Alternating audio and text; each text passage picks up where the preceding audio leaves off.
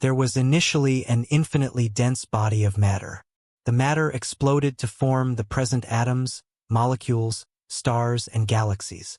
Physicists have used this explanation for decades as their theory. But new research has introduced a new theory that suggests that the universe is not as early in its origins as people have believed. Alternatively, it may form part of a cyclical process where the universe is swept through cycles of expansion and contraction, perhaps in an eternal circle. One of the world's most renowned physicists, Brian Cox, has also challenged the Big Bang theory, stating that something cannot come from nothing. That is a salient point in the argument. In addition, James Webb telescope observations have yielded results in opposition to the assumption that the Big Bang was the universe's final origin. The question of utmost concern: if the Big Bang was not the beginning of the universe, then what? Follow along with us as we travel this journey to the beginning of the universe, wherein we go as far back into the Big Bang as we possibly can and present the answer to this question and countless others.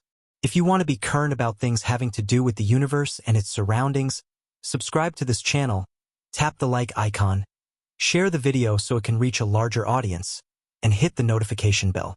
Scientists have constructed a sophisticated understanding of the universe in its beginning, referred to as the Big Bang theory. In this theory, the universe was smaller, hotter, and denser compared to what it was in the past. Around 13.8 billion years ago, at that time, all the elements that constitute our world were created within minutes. This theory says that our universe, stars, and galaxies once had a size comparable to a peach and a very high temperature, over a quadrillion degrees. Amazingly, this fantastic tale agrees with all observations just fine. Astronomers have studied from the leftover electromagnetic radiation of the early universe to the abundance of lightest elements and have found that all are consistent with Big Bang predictions. To our knowledge, this explanation beautifully fits the nature of our universe. However, despite its apparent potency, we know that the Big Bang theory is only part of the picture.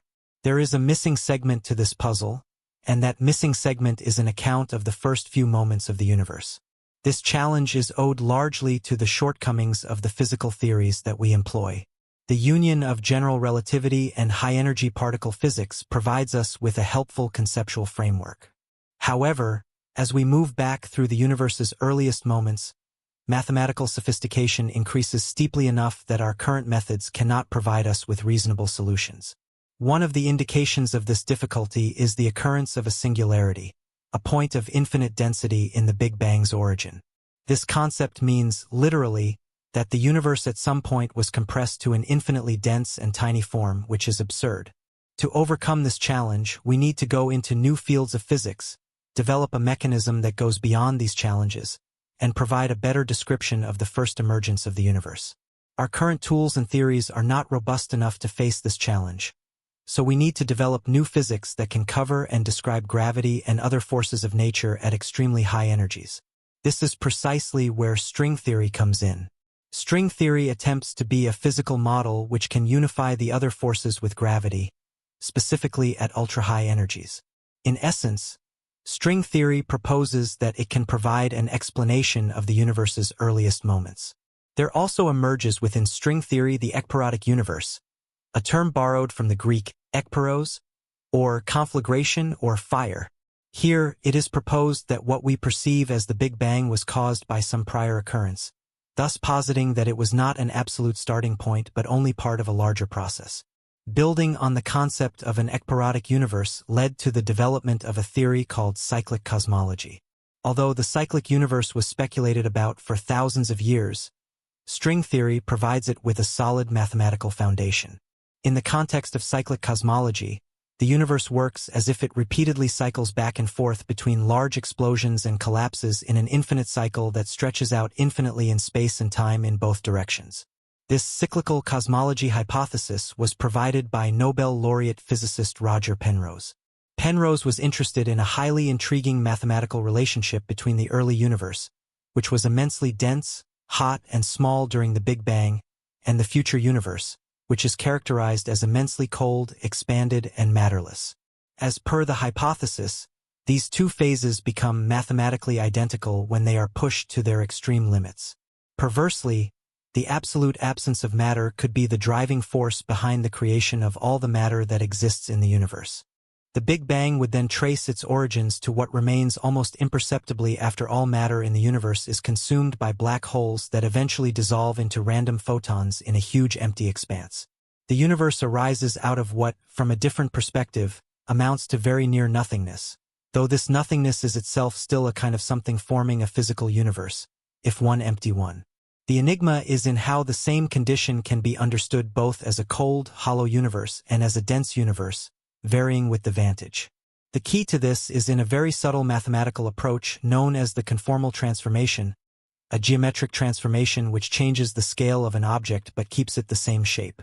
Roger Penrose showed how the hot, dense state and the cold, empty state are connected through the scale transformation.